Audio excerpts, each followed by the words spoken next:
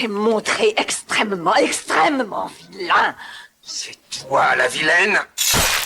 Un week-end entre amis dans un chalet perdu au bord d'un lac, du babysitting dans une banlieue dépeuplée un soir de carnaval ou une virée clandestine de nuit dans le dortoir des filles, perso, si j'étais vous, j'y réfléchirais à 2 fois. Et si un tueur masqué rôdait dans les parages? Oh, mon imagination me joue des tours. Pour fêter Halloween, toute la team de Retour à l'écran est réunie autour du feu de camp afin de vous parler des slashers pour un thème en 2 parties. Nous allons revenir sur la naissance progressive du sous-genre dans les années 70, débattre des classiques mais aussi partager nos perles méconnues. Enfin, nous allons tenter de comprendre pourquoi le slasher est toujours aussi populaire de nos jours. Moi c'est Eric et je suis avec Max. Salut Max. Salut. Salut Mick. Mais non. Et salut Adrien. Salut. Alors, avant de commencer, un premier sondage dans l'équipe. Qui dans la team est fan de slasher? Moi, je suis fan de slasher. Moi aussi. Pas moi. Ah. Max, t'es pas fan du tout ou pas fan, ça dépend, ça dépasse? Ça dépend, ça dépasse. C'est-à-dire que en fait, c'est un genre que je trouve pas très. Alors, je vais y aller cash dès le départ. Je trouve que c'est un genre du film d'horreur qui est pas très intéressant parce qu'il y a pas 3/4 du temps il y a pas de fond. Il peut y avoir des films fun et donc là quelque part je vais y prendre un peu de plaisir de spectateur. Mais aujourd'hui c'est pas un genre sur lequel je vais parce que c'est un genre qui m'ennuie parce que 3/4 du temps on va le dire, il y a beaucoup de films très très ennuyeux où il est pas très très fun. Et donc voilà, c'est pas un genre qui me dans le genre horrifique, c'est pas un genre qui me plaît beaucoup quoi. Ouais, ça commence bien. Alors moi personnellement, je me range un peu du côté de Max parce que moi j'ai grandi avec les slashers, il y a des films que j'adore. Je trouve que c'est un genre qui peut être, un sous-genre qui peut être un peu limité parfois. Et je dois vous avouer, peut-être qu'en vieillissant aussi un petit peu, je peux être lassé de certaines choses. Et en même temps, on peut se laisser surprendre aussi par d'autres propositions. Je suis pas un fan hardcore, mais personnellement, voilà, on va débattre tous ensemble et on aura peut-être des surprises en fait tout au long de l'émission. Moi, j'aime bien ce sous-genre-là parce que j'ai l'impression d'enfiler des chaussons. J'ai grandi avec le slasher, tout comme toi, enfin tout comme vous tous, quoi. Et j'aime bien récupérer à chaque fois les codes de ce type de film-là et tout ça. Alors évidemment, c'est pas forcément mon sous-genre préféré. Je pense que le genre d'horreur préféré que j'ai, moi, c'est le film de fantôme. Je trouve que c'est beaucoup plus protéiforme et puis on peut y injecter beaucoup plus de choses intéressantes narrativement. Mais en fait, j'adore regarder les slashers. Il y a un côté confort sous la couette, etc. Je trouve ça super, quoi. Voilà, c'est pour ça que j'aime bien le côté fun. J'aime bien aussi des fois quand c'est pas forcément toujours très fun, sauf certains films dont on reparlera pour les films les plus récents. Voilà. Mais j'ai quand même une marotte sur les plus vieux films de l'âge d'or que sur les films récents qui se prennent un peu les pieds dans le tapis parfois, je trouve. Voilà. Et toi, Adrien ? Moi, c'est mon sous-genre préféré, et pas que d'horreur, en fait. Je pense que c'est vraiment mon genre préféré ever. Même si je rejoins aussi Max, il y a beaucoup de bouse. Oui, mais en fait, ce que je trouve hyper intéressant, c'est que c'est un genre tellement codifié que c'est un super genre d'apprentissage, en fait. Pour quand tu commences ta cinéphilie ou quand tu commences à te mater des films, je trouve que c'est assez intéressant de décortiquer ces films-là, puisque vu qu'ils sont très simples pour la plupart, il y a vraiment un côté ludique à mater ça. Voilà, donc moi c'est vraiment mon sous-genre préféré, même si je sais que c'est pas le plus glorieux entre guillemets et qu'il y a, voilà, comme on le disait, beaucoup de merde. Mais voilà, c'est celui vers lequel j'adore revenir. Et un peu comme toi, Mick, le côté doudou, le côté bon, ce soir je me fais un Chucky ou un truc comme ça, tu sais que ça va bien se passer, quoi. Faut quand même préciser à nos auditeurs que visuellement, là dans cette réunion, Mick et Adrien ont des t-shirts Vendredi 13 ou Scream, et Max et moi on est habillés normal, quoi. Voilà. Je suis le messager de Dieu. C'est la mort qui vous attend si vous restez ici. Avant toute chose, quand même, mettons-nous d'accord sur le terme. Qu'est-ce qu'un slasher ? Soyons précis car c'est différent d'un survival, d'un splatter, d'un film de serial killer, voire même d'un film de clown tueur, même si la mixité peut être présente parfois. Alors qui parmi la team peut nous définir, mais vraiment clairement, ce qu'est un slasher ? Alors moi je vais le définir assez clairement. Le slasher c'est avant tout un sous-genre d'horreur donc très codifié comme je le disais. Code qu'on peut tous quasiment retrouver dans Halloween de Carpenter d'ailleurs. C'est-à-dire donc un tueur masqué, une arme blanche, une bande de jeunes adultes qui baisent de préférence. Et une vierge donc qui sera la final girl, c'est-à-dire la dernière en vie qui triomphera du tueur phallique à l'aide de sa virginité. Belle morale, voilà. Pour moi c'est ça. Faut quand même poser une limite, c'est que tous les slashers, enfin du moins ceux qu'on va considérer comme slashers dans ce podcast, n'ont pas forcément tous les codes que je viens de citer. C'est-à-dire que certains utilisent plus ou moins le fantastique. Qui d'ailleurs peut être considéré comme un code aussi quand on regarde la fin d'Halloween ou même par la suite ce qui va se passer dans Vendredi 13. Finalement, est-ce que le slasher c'est pas aussi frôle pas un peu avec le fantastique? Voilà, c'est une question qu'on peut se poser. Mais donc voilà, en gros le slasher c'est de l'horreur fun, du sang, de la baise. Et c'est essentiellement pour séduire un public d'ados en chaleur. Donc en gros, ça en dit long sur nous quoi. Sur vous les fans. Voilà. Oui, surtout les fans. Ma passion à moi, c'est de les empailler. Il est bon qu'un homme ait un passe-temps. Pour moi, c'est beaucoup plus qu'un passe-temps. Le slasher n'a pas émergé d'un seul coup. 3 films, tous sortis en 1960, ont préparé le terrain en plaçant au centre de leur récit des tueurs aux méthodes ritualisées. Dans Psychose d'Alfred Hitchcock et dans Le Voyeur de Michael Powell, le concept de meurtre sadique est inventé ici, décliné en plusieurs scènes fortes. Le slasher s'en inspirera. En France, Les Yeux sans visage de Georges Franju joue la carte du macabre avec un style visuel étonnant. Impossible d'oublier le masque blanc d'Edith Scobb qui donnera bien des idées pour le design de nos futurs boogeyman. Aussi, dans les années 60 et 70, 2 sous-genres dérivés du policier vont inspirer les codes du slasher, les crimis et les giallo. Max, est-ce que tu peux expliquer aux néophytes que nous sommes ce qu'est le crimi ? En effet, avant que le slasher ne devienne un genre à part entière dans les années 70 et 80, certains éléments qui le caractérisent existaient déjà dans d'autres cinémas. Et parmi ces influences, donc, on retrouve donc un genre souvent oublié, né en Allemagne de l'Ouest après la guerre, et qui s'appelle en effet le krimi. Der unheimliche Mönch. Ein Film nach einem Originalroman von Edgar Wallace. Alors le terme krimi, il vient de criminal film, c'est-à-dire film criminel. Mais ici, on parle d'un genre très codifié, popularisé entre 1959 et le début des années 70 à travers une série d'adaptations des romans d'Edgar Wallace, un écrivain britannique de thriller. Ces films ont été majoritairement produits par la société Rialto Film et réalisés par 2 figures centrales, Harald Heinle et Alfred Faurer. Alors, le film qui ouvre la série, c'est La Grenouille attaque Scotland Yard. Et oui, un superbe titre. Et réalisé par Heinle en 1959. Et c'est un énorme succès, et dès lors, une véritable franchise se met en place avec des dizaines de titres sortant à un rythme quasi industriel. Voyons, qu'est-ce qu'il y a? Qu'as-tu? La grenouille était là. Alors, je vais faire une petite précision utile. Il ne faut pas confondre ce krimi cinématographique d'après-guerre avec le krimi littéraire bien plus ancien. La fiction policière est déjà très populaire en Allemagne avant et pendant le Troisième Reich, mais sous le régime nazi, elle était souvent industrialisée à des fins idéologiques, mettant en scène des criminels déviants opposés à un ordre social idéalisé. Le krimi dont on parle ici est totalement apolitique et pensé uniquement pour le divertissement. Visuellement, le krimi combine plusieurs éléments marquants, qui préfigurent déjà le slasher. Des tueurs masqués ou vêtus de noir, souvent mystérieux ou théâtraux, une ambiance gothique et urbaine avec des manoirs, des ruelles sombres, de la brume, des jeux d'ombre hérités de l'expressionnisme allemand, une structure narrative proche du whodunit, mais avec une tension plus visuelle et dramatique, et parfois une touche d'humour et de second degré dans des dialogues ou les personnages. Que venez-vous faire ici? Vous faire une visite, qu'est-ce que vous croyez? Si vous ne l'avez pas remarqué, monsieur, sachez que cette maison a une porte. Si vous ne l'avez pas remarqué, madame, je vous dirais que cette porte est surveillée par la police. Le krimi reste moins sanglant que le slasher et évite le gore, mais il partage plusieurs de ses caractéristiques fondamentales, un tueur iconique, une série de meurtres, des victimes souvent jeunes, une atmosphère anxiogène et une part importante accordée au style visuel. Il est aussi une influence directe sur le giallo italien dont on va parler par la suite. Mario Bava et Dario Argento ont reconnu l'inspiration qu'ils tiraient de ces films allemands, notamment dans l'idée d'un tueur masqué et d'un meurtre mis en scène avec un sens du spectacle.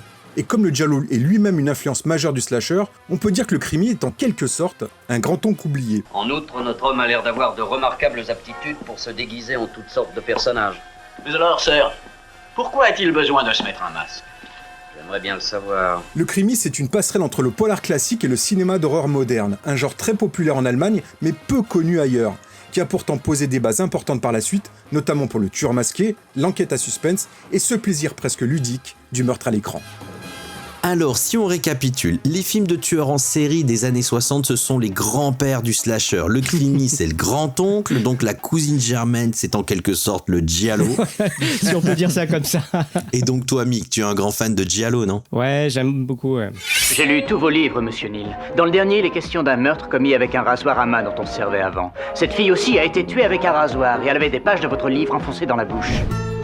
Tu peux déjà nous résumer ce que c'est qu'un giallo pour les gens qui connaissent pas, ouais. Et puis comment ça s'intègre, donc comment ça nourrit donc ce slasher en fait. Bah, effectivement, ça ressemble un peu à ce que Max a raconté sur les crimis, hein. C'est le même circuit. Je pense que le giallo a aussi une révérence à tirer vis-à-vis du crimi. Donc le giallo, bah, lui, c'est un genre qui naît dans l'Italie des années 60. Hein. Le mot veut dire jaune en italien. Hein. C'est comme les couvertures criardes des romans policiers de l'époque. Hein. Nous, on a appelé ça en France la série noire. Et ça cartonnait. Et donc, on a repris ce terme pour le donner sur certains thrillers, certains nouveaux types de films qui arrivaient donc dans les années 60 et surtout 70. Et au cinéma, c'est surtout Mario Bava qui lance le genre avec plusieurs films, hein, les uns à la suite des autres, comme ça en 2 ans. Donc le premier, c'est La fille qui en savait trop, hein, qui sort en 1963. C'est un thriller en noir et blanc avec des imageries très contrastées, dans lequel joue John Saxon, qui reviendra plus tard dans Les Griffes de la nuit, le premier Freddy.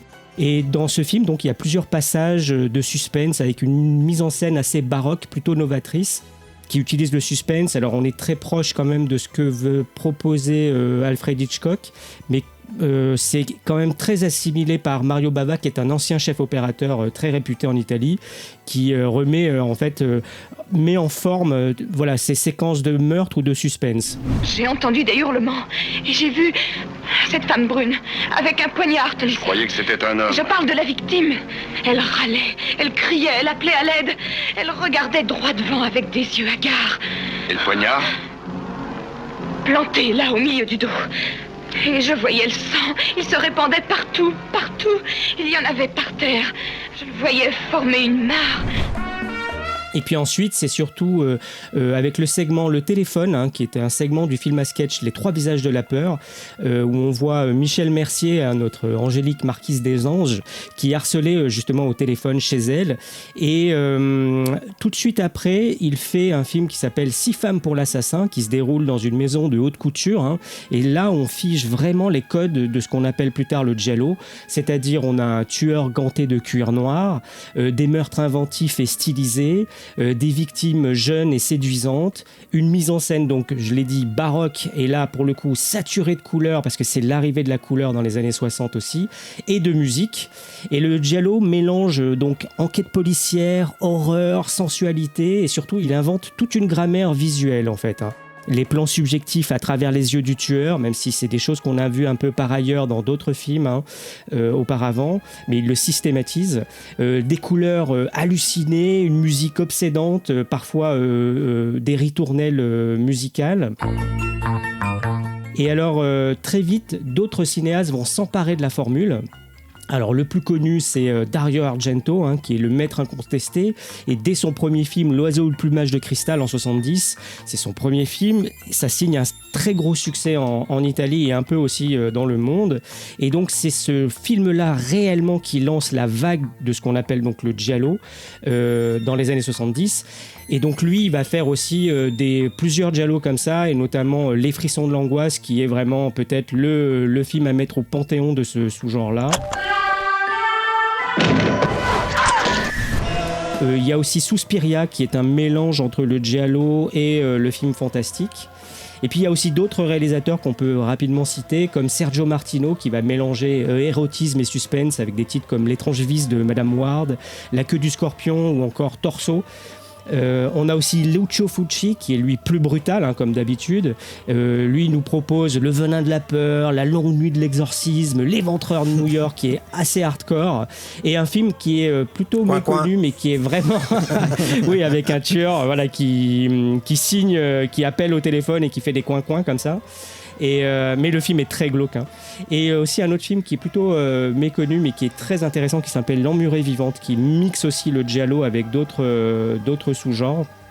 Et puis aussi on peut citer quand même Umberto Lenzi qui lui est un cinéaste très prolifique, nerveux, qui va signer Le Tueur à l'Orchidée, Si douce, si perverse ou encore Spasmo. Et donc le genre est aussi incarné par des icônes, Edwige Fenech d'un côté, Barbara Boucher de l'autre, qui sont les reines du giallo, et aussi George Hilton, qui est un acteur fétiche de Sergio Martino, hein, qui est parfait dans les rôles ambigus. Et justement, avec tout ça combiné, c'est là que ça influence directement ou indirectement le slasher américain. John Carpenter, lui, va reprendre les codes dans Halloween, le point de vue du tueur, les meurtres chorégraphiés, les jeunes victimes qui sont traquées. La différence, c'est que le slasher simplifie le jeu du qui est le tueur au profit d'un face-à-face entre le monstre masqué et les survivants, quoi. Non, Simon. C'est toi qui l'as tué. Non, non, Simon. Et à présent, moi aussi, je vais te tuer. Non, non, tu ne sais pas ce que tu dis. Maintenant que les bases sont posées, le slasher va pouvoir émerger de ce terreau fertile. Mais quel film peut être considéré comme le premier slasher de l'histoire ? 2 métrages se disputent le titre. La Baie sanglante de Mario Bava en 71 et Black Christmas de Bob Clark en 74. Alors la team, pour vous, qui est le véritable proto-slasher ? Pour moi, ça va être La Baie sanglante déjà chronologiquement, puisque l'un est de 71, l'autre est de 74. Mais La Baie sanglante, pour moi, c'est vraiment le proto-slasher ultime, même si c'est au final pas un film américain.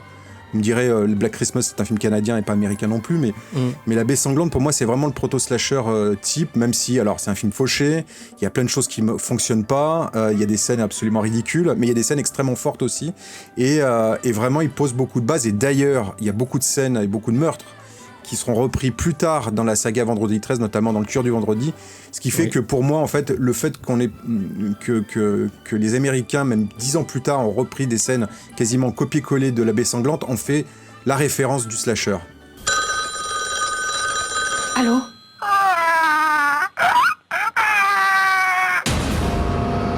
C'est compliqué parce que c'est un peu un mix des deux, parce qu'en soi, je trouve que La Baie sanglante, comme tu dis Max, c'est clairement Vendredi 13, mais pourtant Black Christmas se rapproche plus d'un Halloween pour le coup, et en fait aucun des deux n'a tous les codes, mais ils ont pas les mêmes. C'est-à-dire que, alors certes, voilà. La Baie sanglante est fait avant, mais je veux dire que Black Christmas, c'est un début de slasher, puis ça part un peu en enquête policière, donc on se perd là-dedans, mais il y a quand même tous les codes, voilà, le tueur, la bande d'ados, etc. Et pour le coup, La Baie sanglante, c'est plus le côté meurtre inventif, gore, etc.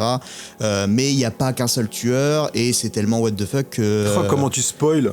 Non, bah, qu'est-ce que tu veux spoiler ça de toute façon, il y a pas... Enfin bref, l'histoire a assez peu d'intérêt je trouve dedans. Je pense que les deux sont de très bons laboratoires. C'est vrai que La Baie sanglante a peut-être réuni plus de codes, et le fait que voilà, ça a été repris plan pour plan dans certaines scènes de Vendredi 13, ça en fait le parfait proto-slasher, mais en vrai c'est un peu un mix des deux quoi.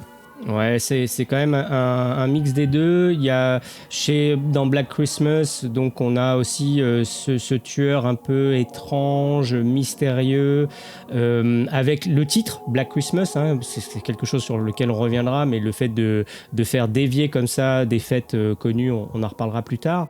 Mais après, s'il faut en définir un plus que l'autre, moi je me range du côté de Max pour le coup, puisque c'est quand même La Baie sanglante qui systématise les meurtres comme ça, presque ritualisés, c'est-à-dire une séquence sans forcément fil. Il y a un fil rouge, mais voilà, il est quand même très ténu. Et voilà, avec de la nudité, voilà, la fille qui se fait découper complètement nue là, quand elle sort de la baie, justement, et tout ça. Il y a quand même quelque chose qui le range quand même beaucoup plus du côté du proto-slasher pour répondre à la question que Black Christmas finalement, qui est un dérivé presque, on peut l'associer mais de manière presque intellectuelle quoi, voilà. Mon Dieu, Simon, tu me donnes l'impression que je suis un meurtrier. Je ne dis pas cela, monsieur Fossati, mais si l'on tue pour le plaisir de tuer, c'est que l'on est un monstre. effectivement, les deux sont troublants. Black Christmas, c'est marrant, c'est plus le proto-Halloween, parce qu'il y a énormément de correspondance entre les deux films, notamment le début, caméra subjective. On se dit, ok, on voit que John Carpenter s'est vraisemblablement inspiré d'une certaine manière de ce film. Il l'a transcendé, bien sûr. Donc Black Christmas proto-Halloween, mais je trouve moi aussi que La Baie Sanglante c'est le proto-slasher en tant que sous-genre. Alors vous l'avez dit, moi je rajoute juste quelques petits arguments. C'est aussi dans l'ADN, je trouve, du sous-genre, et on retrouve ça dans La Baie Sanglante. Pourquoi ? Parce que c'est un petit budget. Black Christmas, c'est quand même, il y a des acteurs connus, il y a John Saxon qui joue dedans. Décidément. Là, c'est pour ça. Il est de tous les bons coups. La Baie Sanglante, c'est vraiment du petit budget. C'était très chaotique dans les coulisses à tel point que Mario Bava a dû assurer lui-même la photographie du film parce qu'il n'y avait même pas assez d'argent pour avoir une équipe complète. Et donc ce côté bricolo bout de ficelle, je trouve que ça va faire partie aussi du sous-genre, surtout dans les années 80. Les meurtres qui reviennent très régulièrement, et c'est l'intérêt aussi du film, faut se l'avouer, ça fait partie aussi des sensations qu'on va retrouver plus tard. Et je me permets aussi d'insister sur le côté final, un petit peu parfois what the fuck, mais le slasher aussi a ce code de terminer par un espèce d'ultime frisson jusqu'à l'absurde parfois, et on retrouve ça dans La Baie Sanglante, parce que le final de La Baie Sanglante est brutal, il est complètement incongru, et en même temps ça fait partie de la proposition. Et je trouve que effectivement, si on devait trancher, Black Christmas ça paraît très immédiat quand on voit les 10-15 premières minutes, on se dit ah bah c'est sûr, c'est un slasher, c'est ça, et finalement ça dérive vers de l'intrigue policière, alors que La Baie Sanglante, je trouve qu'on met les deux pieds vraiment dans ce qui deviendra le slasher systémique, surtout dans les années 80. Oui. Il y a un troisième film qu'on cite jamais, alors certes qui est sorti 2 ans plus tard que Black Christmas, donc en 76, mais c'est Terreur sur la ville. Je sais pas si vous l'avez ou pas. Ouais. This man's identity is unknown. He wore a white hood and was known only as the Phantom Killer. Pour le coup, lui aussi est grave un proto-slasher, et il y a plein de trucs de ce film-là qui seront repris, notamment dans la saga Vendredi 13, parce que là, on passait un tueur avec qui a un sac sur la tête, qui traque des jeunes en forêt qui sont venus là pour baiser après le bal de promo. Donc il y a tout un tas de codes qui sont dedans, et je trouve que ce film est jamais cité. Alors il est assez mineur, mais en vrai c'est vachement plus un slasher que Black Christmas. Alors oui, ça arrive 2 ans plus tard, donc forcément voilà, mais on est quand même avant Halloween, donc je trouve que il est important. Je trouve que c'est un peu la frontière entre les deux qu'on a cités et Halloween, quoi. Qu'est-ce qui se passe? On nous a appelés pour un vol à la quincaillerie. Pour moi, c'est des gosses. Ouais, les pauvres gosses, ils ont le dos large. Dis donc, quand on sait que le voleur n'a pris que des masques, une corde et plusieurs couteaux de cuisine, c'est signé, il me semble. Ok, donc même si le débat reste encore à trancher définitivement, le slasher est donc né. Mais pour qu'il devienne populaire, il lui faut un gros succès. Un film qui va tout péter, qui va plier le game comme disent les jeunes. Et ce film, c'est Halloween, réalisé en 1978 par John Carpenter. Il s'est sauvé! Le mal est en liberté! Halloween, c'est le chef-d'œuvre qui met tout le monde d'accord. Le public qui frissonne à la vue du tueur Michael Myers, affublé d'un terrifiant masque blanc, mais ce sont aussi les producteurs qui se frottent les mains, car pour un budget super rikiki, Halloween a scoré un truc de fou au box-office américain, et s'est exporté dans le monde entier. La formule va immédiatement faire des envieux. Allô? Allô? En 1980, un autre tueur iconique arrive sur les écrans, c'est Jason Voorhees, le tueur du Vendredi 13. Le succès est à nouveau délirant. Ils les ont tous tués! Je vais aller voir ça. Non, ne me laissez pas, ils vous tueront aussi.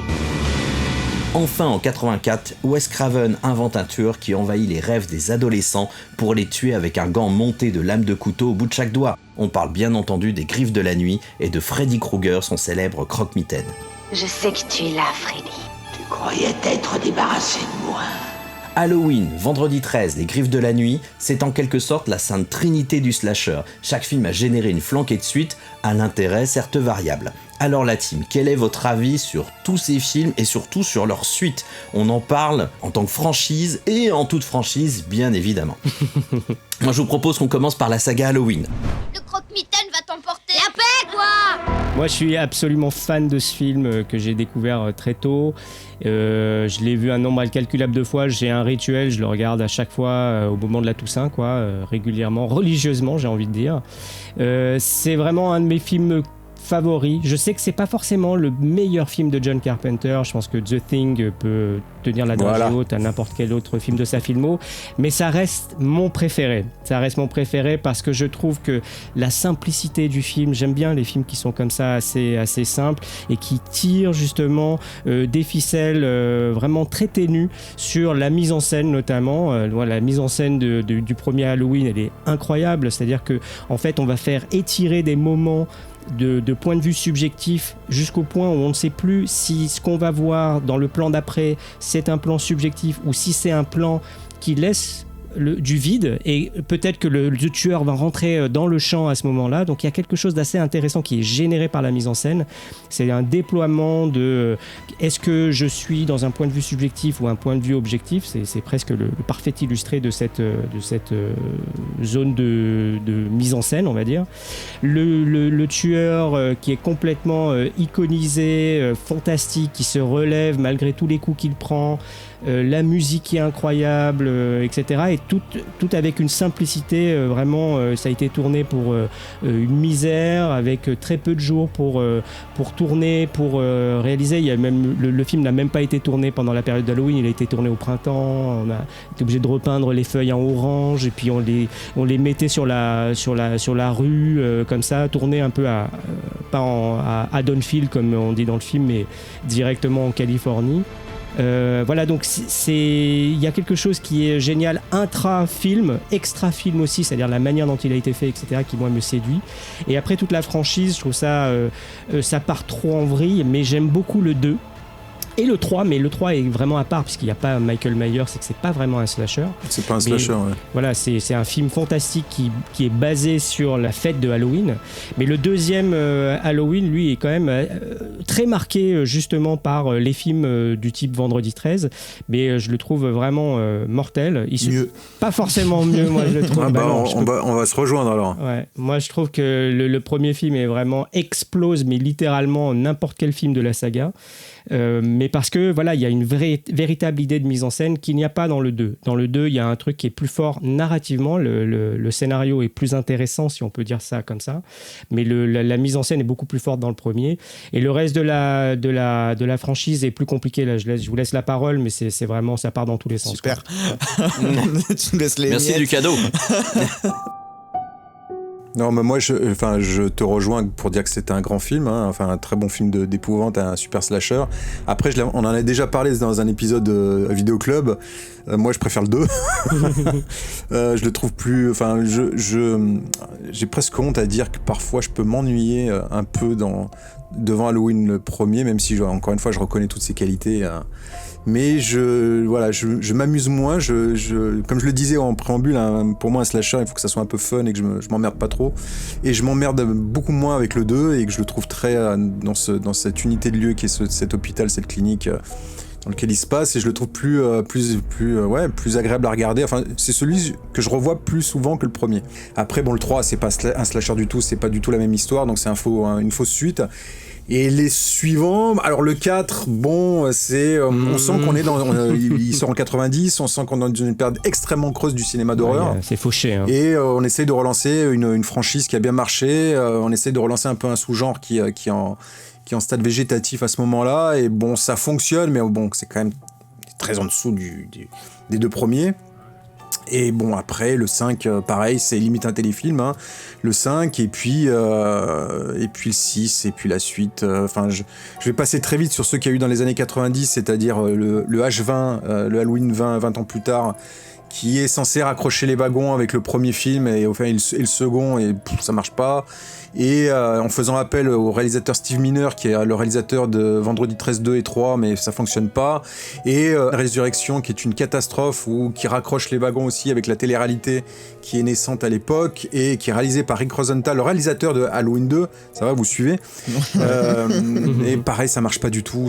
Enfin voilà, on sent c'est une saga qui agonise pas mal, et il y aura des reboots plus tard, on en reparlera plus tard, mais en tout cas, dans la première partie, dans l'âge d'or du slasher, c'est une saga qui a vite agonisé à la suite des 2 premiers films, quoi. Pourquoi il vit encore? Ne vous approchez pas de lui! Mais il a cessé de respirer. Non! Je rejoins un peu Max sur l'histoire du 2. Je trouve que le premier, Eric, je compte sur toi. Hein. Non mais le premier c'est un chef-d'œuvre absolu, genre c'est voilà, il est parfait et il est objectivement bien meilleur que le 2, je suis d'accord. En revanche, c'est vrai que... En termes de mise en scène, ouais, complètement. Voilà, du coup, le problème, c'est que son statut un peu de culte et de chef-d'œuvre, machin, bah, ça fait que t'as envie de t'amuser un peu plus et c'est un peu pépère, voilà, un peu mic, quoi. Et du coup, t'as envie de partir sur le 2 plus régulièrement. Après, moi, j'avoue que quand je découvre Halloween, je le découvre, genre, je dois avoir 14-15 ans et c'est bien après que j'ai vu Scream et Freddy, etc. Bien après, voilà, c'est après, en tout cas. Ouais, après, que je découvre Scream et Freddy et j'ai quand même eu la grosse claque. C'est mon premier Carpenter en plus, donc vraiment j'ai été accroché direct et encore aujourd'hui c'est un film que je trouve incroyable. Mais voilà, pour rejoindre Max, c'est vrai que le 2 est un peu plus fun et on y revient plus facilement que le premier, quoi. Alors moi le premier Halloween j'adore, c'est pas mon Carpenter préféré, je préfère The Thing et puis même Escape from New York, tout ça je préfère chez Carpenter. Ouais, pareil. Halloween ça reste quand même, c'est une leçon de cinéma, c'est-à-dire qu'on aime ou pas les slashers, rien que pour ça c'est juste extraordinaire, surtout quand on voit les moyens qui sont derrière ce film, c'est juste éblouissant. Mais c'est aussi, pour moi, c'est un film que j'aime parce qu'il est hyper simple dans le sens où c'est pas une histoire de tueur. Il n'y a pas de lore, en fait, dans Halloween. Ouais. C'est vraiment... Et puis, le tueur nous est présenté comme étant le mal, comme une entité surnaturelle, comme on le découvre à la fin. Je suis désolé, je spoil, mais bon, ça, le film est un peu vieux quand même. Ouais. Et donc, le film, il est super, il se suffit à lui-même. Parce que je suis désolé, mais tout le reste, mais Halloween 2, mais comment je me fais chier, c'est pas possible, quoi. Ah, mais si. Mais comment on s'en fout? Le côté de Laurie, l'héroïne, en fait, c'est peut-être la sœur de Michael. Non, mais franchement, et puis le machin, c'est le cousin Germain, et puis machin, et puis oui, et puis non, et puis... Non, mais honnêtement, zéro, quoi. Honnêtement, ça on s'en fout, je suis d'accord avec toi, Eric. Après, les meurtres sont quand même. On revient toujours à cette notion de fun. Il y a une des morts les plus cons du cinéma d'horreur aussi. Mais il y a des meurtres assez graphiques qui sont bien foutus, bien mis en scène et avec une super photographie dans cet hôpital. Donc. Voilà, malgré tout, c'est ça qui... Enfin, je comprends ce que tu dis, Eric, et t'as raison, on s'en fout, enfin, tout ce qu'il y a derrière, on s'en fout. Mais c'est fun, et c'est ce qui compte quelque part, et voilà, quoi. Je ne sais pas quel jeu vous jouez, là-haut, mais je vais me fâcher si vous continuez. Maintenant, abordons quand même une autre franchise hyper connue de cette période, et puis canonique, hein, quand même, pour le slasher, c'est... Tout de suite, on sait de quoi on parle de Vendredi 13. Exactement. Alors, messieurs, Vendredi 13, vous en pensez quoi? Là, pour moi, c'est des vraies madeleines. Les Vendredi 13, au moins les 5-6 premiers, même les 7 premiers, on va dire. Alors, je suis très très conscient aujourd'hui que c'est des films à qualité discutable. Soyons clairs, c'est une franchise, mais ça a posé pas mal de choses justement sur ces slashers qu'il y a eu à cette époque-là, en 80-82, où il y en a eu pléthore, et ils étaient tous copiés sur le modèle de Vendredi 13, c'est-à-dire souvent dans un camp de vacances au bord d'un lac, avec un tueur masqué, même si le premier Vendredi 13, c'est pas le cas. Mais ça a posé... C'est surtout finalement le tueur du vendredi, le Vendredi 13-2, qui a posé encore plus les bases de ça que le premier.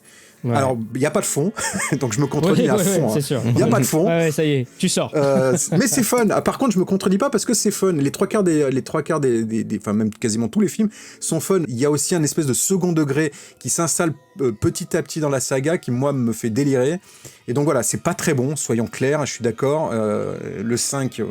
peut-être que vous en parlerez du 5 qui est juste une escroquerie, mais moi je l'aime bien aussi. Mais voilà, même après, je sais pas si on peut aller jusque là, mais le 10 qui se passe dans l'espace, c'est un grand n'importe quoi, mais moi il y a plein de trucs que j'adore dedans, et qui font référence à d'anciens épisodes de cette même saga. J'ai beaucoup d'amour pour cette saga, mais uniquement dans une pure mauvaise foi et par simple nostalgie d'adolescent. Ça c'est marrant ça, parce que en vrai, toi du coup Max t'es un peu la team j'aime pas le slasher et moi j'adore le slasher et pourtant toi tu aimes Vendredi 13 et moi bof. Ça c'est curieux par contre. En fait moi je l'ai découvert hyper tardivement, mais en fait j'ai un problème avec les films de forêt. Ça me fait chier, sauf dans les tout derniers là, on va en parler. Possible, putain. Et voilà, j'ai un problème avec les films de forêt, ça me fait pas du tout triper. Après je me suis tapé la saga d'un coup, je me suis fait un marathon, c'était agréable, je me suis marré. J'adore le 3, genre j'ai vraiment un gros truc avec le 3. Ouais, il est très bien le 3. Ouais, les meurtres sont super. Voilà, après franchement Vendredi 13 à part pour le côté culte et pop culture voilà, si j'adore les intros sont super. Voilà, mais après on se fait quand même beaucoup chier. Mais pas tellement pas vrai. Presque Sleepaway Camp quoi. Non, j'ai oublié de dire un truc aussi. Putain, Jason Voorhees c'est quand même le boogeyman, l'un des boogeyman, qui a une. Oui. Désolé pour Michael Myers, hein, mais putain il a un charisme Jason. Voilà, pour moi c'est ça aussi, ça fait partie du truc quoi. À partir du moment où il a son masque de hockey, mais je suis d'accord. Ouais, exactement. À partir du 3. Il fallait attendre 3 films quand même. Hein.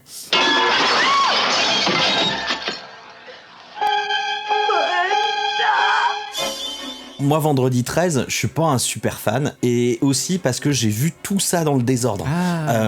Parce que je suis quand même plus jeune que vous, voilà, quand même, de 1 an et demi, hein, bon bref, mais ça suffit.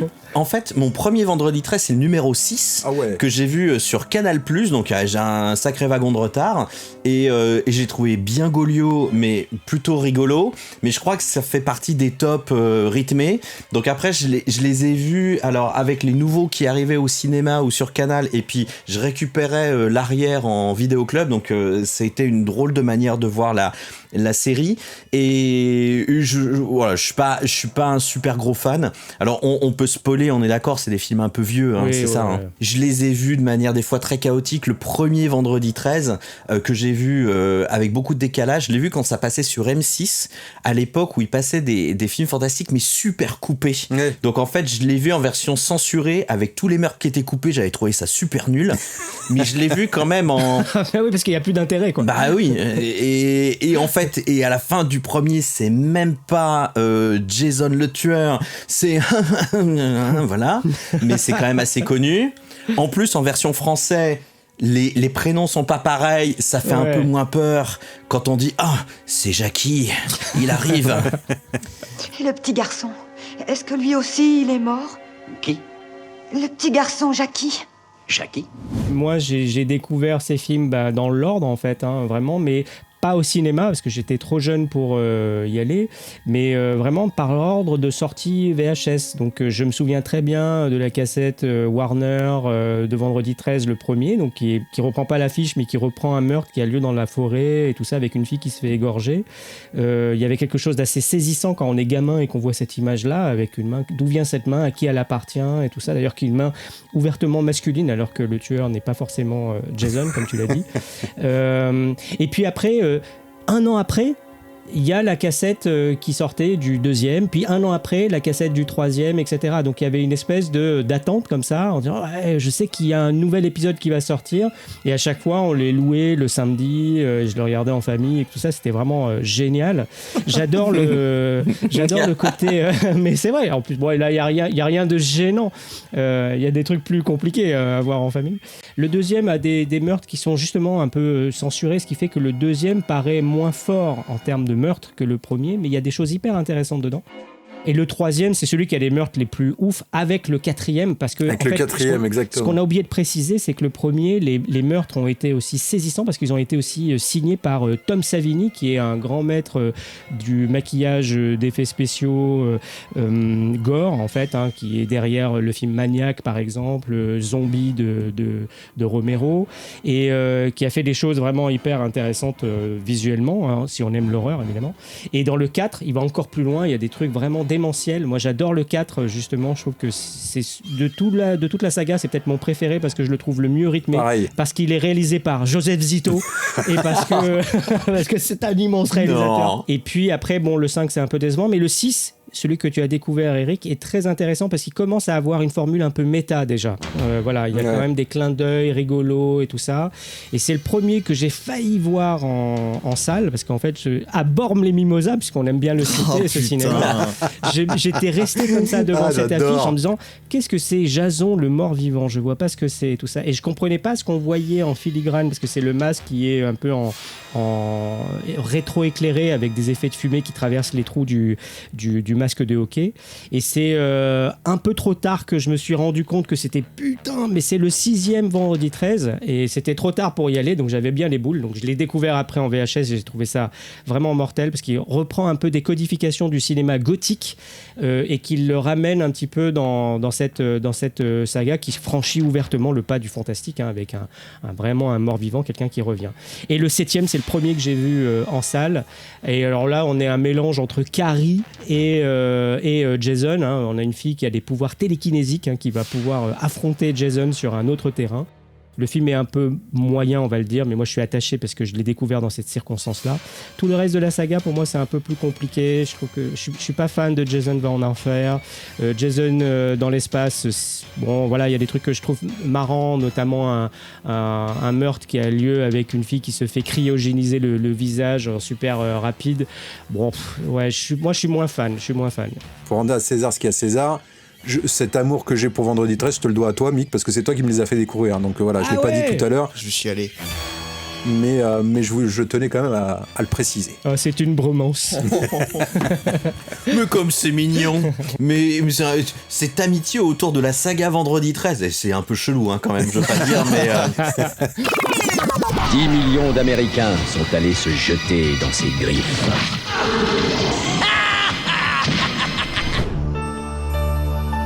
Dernière saga quand même canonique, c'est la saga des Freddy, les Griffes de la Nuit, et ensuite c'est un ensemble de 6 films, avec un 7e qui va arriver un petit peu en décalé plus tard. Donc messieurs, qu'est-ce que vous pensez donc de la saga Freddy Krueger ? Bon là on rentre vraiment dans le gros du truc, même si Halloween voilà c'est un chef-d'œuvre, moi je trouve que les Griffes de la Nuit c'est le slasher qui m'a le plus marqué en tout cas, notamment parce que depuis mon enfance on me parle de ce film en fait. Moi en gros ma mère a été traumatisée par Freddy. Qu'elle a regardé à travers une porte entrouverte parce qu'elle n'avait pas le droit de le voir, elle l'a vu dans le salon, mon grand-père le regardait, elle en a pas dormi pendant des mois et du coup on m'a parlé de Freddy très très longtemps à l'avance toute mon enfance. Donc en fait vu que on n'a pas le même âge, Freddy en gros c'est un peu l'exorciste pour moi. Ouais. C'est-à-dire c'est le film dont mes parents qui avait traumatisé mes parents, oui, etc. Donc c'est avec Scream ce qui me touche le plus et c'est normal vu que c'est du Wes Craven et pour moi c'est le meilleur réal de slasher et c'est vraiment lui qui fait que ce genre a un intérêt tout particulier et qui a vraiment mis ce genre sur un piédestal pour moi quoi. C'est vrai que pour le coup, Wes Craven, il n'a pas fait que des très bons films. C'est sûr. Mais il se détache, mais allègrement de toute la concurrence en termes de mise en scène de ce genre-là, en fait. Hein, évidemment, avec même d'autres films, d'autres sagas qu'il a essayé d'initier. Moi, je suis ultra fan aussi. Alors, je l'ai découvert bizarrement, moi, Les Griffes de la Nuit, le premier, parce qu'en fait, c'est mon père qui me l'a raconté aussi. Il l'avait vu, il l'avait loué, il l'avait vu et je l'avais pas encore vu. Je pense qu'il n'avait pas dû trouver le moyen de me le montrer à ce moment-là. Et donc je me revois dans un restaurant, il me raconte ce truc-là et je dis mais il faut absolument que je voie ce film quoi. Et donc juste 2-3 jours après, on l'a loué, je l'ai regardé et là je trouvais ça mais super, c'est-à-dire il y a des meurtres complètement vraiment inventifs, la dimension déjà rêve réalité elle est assez géniale hein. Wes Craven dit qu'il s'est inspiré de Fellini hein, pour ce genre d'embarquer etc, d'embarder mais moi je trouve que les meurtres qui sont là, le meurtre de Tina il est assez incroyable, celui de Johnny Depp tout est dingue quoi dans le film. Il n'est pas sans défaut mais il y a un truc qui est vraiment très très fort et voilà il y a un mélange comme ça des genres que je trouve génial et dans la suite de la saga même si je sais qu'il a pas bonne presse, moi j'aime beaucoup le 2. Moi le 2 est génial. Je trouve que il est super. Très bien le 2 aussi. Voilà, il y a alors parce que il s'est trimballé. Peut-être que les choses changent aujourd'hui parce qu'on évolue sur ces questions-là, mais il s'est fait quand même pas mal taxer parce qu'il y a quand même ouvertement un commentaire sur l'homosexualité masculine dedans, plus ou moins conscient d'ailleurs de la part du réalisateur, ce qui paraît assez incroyable quand on l'écoute, mais je trouve le film hyper intéressant. Peut-être qu'il se foire un peu dans le final du film parce que en fait Freddy s'invite à la fête dans la réalité et ça c'était peut-être le Rubicon qu'il fallait pas franchir, mais le reste il y a des choses vraiment dingues dans le 2 que je trouve vraiment la métamorphose dans le corps, enfin bref il y a plein de trucs qui sont vraiment dingues que je laisse le plaisir aux auditeurs s'ils n'ont pas déjà fait de le découvrir. Il est vraiment assez intéressant et moi je le trouve super. Et le troisième qui n'est pas réalisé par Wes Craven mais qui est réalisé par Chuck Russell, qui fera plus tard le Blob, je le trouve assez incroyable. Et The Mask. Et The Mask, que moi j'aime moins. Voilà. Oh mais, je sais. On n'est plus après. Ah oui, non, mais ça commence bien, ça va. Et en fait, je trouve que le troisième pousse tous les curseurs très très loin sur le côté très pop de l'ensemble. Et après, justement, ça lance un peu tout le reste de la saga sur cette trame-là. Et ça devient un peu bon, voilà, on cherche l'inventivité, il y a beaucoup de choses, il y a toujours un truc à prendre dans les Freddy, dans l'inventivité des meurtres, le mixage entre réalité, rêve, etc. Les réalisateurs peuvent avoir aussi libre cours à tout leur délire visuel. Que ce soit donc Renny Harlin pour le 4, Stephen Hopkins pour le 5, ils ont tous amené des choses hyper intéressantes. Il y a plein de scènes qui restent en tête, voilà, avec des scènes de rêve un peu tordues comme ça. Ça s'effondre avec le 6e réalisé par Rachel Talalay, qui était déjà là un peu tout le long en filigrane dans la prod de la saga, mais qui ne donne pas vraiment un bon final. Et après, il y a le 7e qui est à part, mais on en reparlera beaucoup plus tard pour un autre moment du podcast. Mais moi, je trouve que vraiment le noyau dur, c'est le 1, 2, 3. Et surtout le premier, évidemment, les fondamentaux, mais les 3 premiers sont vraiment des bijoux, quoi. Bon, ben, la bromance va continuer et je vais être très court parce que je n'ai pas d'autre chose à rajouter à ce que tu viens de dire, Mick. Je suis d'accord de A à Z. J'aurais dit la même chose. J'ai les mêmes ressentis sur les mêmes films, sur les mêmes opus. Vous aimez beaucoup le 2, non? Voilà. Je vais pas dire plus de choses. Le noyau, pour moi, c'est les 3 premiers. Max, le 2 est bien. À partir du 4, la seule chose que je peux rajouter, il y a encore des meurtres fun. Désolé, toujours sur cette thématique du fun. Il y a quelques meurtres fun à partir dans le 4. Et puis après, voilà quoi. Pareil, le 5, je m'emmerde pas mal. Le 6, c'est raté. Et le 7, on en parlera plus tard. À présent, vous êtes tous mes enfants. Faut préciser quelque chose qui est peut-être anecdotique, mais au sein du podcast, une des personnes parmi nous a une copie 35 mm en VF du 4. Oui. C'est moi. Ouais. C'est Adrien. Ouais, c'est moi. C'est moi, ouais. Ouais, j'étais allé chercher ça chez un mec qui collectionnait. Et du coup, j'ai pu me faire une petite projo avec Mick et ma compagne, seul au Club de l'Étoile, cinéma parisien indépendant. Et c'était génial. Et c'était trop bien. Et c'est ça qui m'a réconcilié de fou avec le 4, qui est que je trouve bien meilleur que le 3, en fait. Hein. Oh là là, vraiment, non. Pour moi, ça fait 1, 4, 2, 3. Voilà, après le reste... Ouais, moi c'est une franchise que j'adore. Déjà, Les Griffes de la Nuit, je crois que c'est mon préféré, mon slasher préféré. C'est même supérieur à Halloween. Je sais qu'Halloween est sûrement un meilleur film en termes de mise en scène stricte, etc. Et quand Max parle de meurtre fun dans Vendredi 13, je trouve que les meurtres là, ils sont vraiment fun parce qu'il n'y a pas la limite, on va dire, de l'arme blanche, machin. Donc ça, pour moi, ça explose les limites du slasher et moi, j'adore ça. Moi, j'ai une affection hyper particulière pour le 4e épisode parce que je crois que, faut que je revoie les dates, mais j'en suis quasiment sûr, c'est le premier film d'horreur que j'ai vu au cinéma. C'est juste après mes 13 ans. Et donc, c'est celui-là que j'ai vu, et autant dire que j'ai vécu une épiphanie, quoi. C'est-à-dire, j'ai vu quelque chose, enfin, c'était transcendantal. Le reste du film, peu importe, on oublie la tête de pizza géante, tout ça. Moi, ça reste, voilà, un film extraordinaire. Donc, et puis après, je les ai tous vus au cinéma et je les ai aussi à rebours repris. Mais moi, je pense que c'est vraiment une saga extraordinaire. Je suis d'accord, le 6e est vraiment en dessous, c'est une faute de goût. Mais n'oublions pas, quand il est sorti en salle, il était en 3D anaglyphe. Oui. On avait ressorti les lunettes en carton. Et moi, c'était le premier film en 3D que j'avais vu au Cinoche. J'étais allé le voir plusieurs fois pour l'expérience. C'est super pourri, mais il n'empêche que c'était trop cool. Ouais. Et moi, c'était ma deuxième expérience de 3D. Depuis L'étrange créature du lac noir qui était passé à la dernière séance d'Eddie Mitchell qui avait fait je me souviens, c'était un événement, mais à la télé, en famille. On s'était retrouvés derrière nos lunettes vendues dans Télé 7 jours. C'était un événement, un souvenir de gosse incroyable. Et en fait, avec Freddy 6 qui est pourri, je suis d'accord, mais moi j'ai ressenti ces émotions-là de 3D toute naze. Et franchement, maintenant, quand je vais voir Avatar 2 en 3D, ça vaut pas une seconde l'expérience d'Eddie Mitchell et de Freddy 6.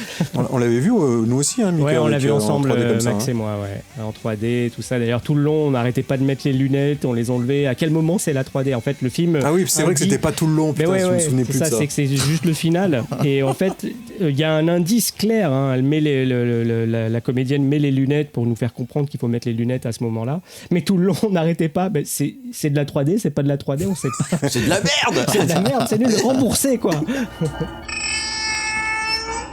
Avant qu'on passe à la suite, moi j'aimerais qu'on parle d'une autre saga qui est...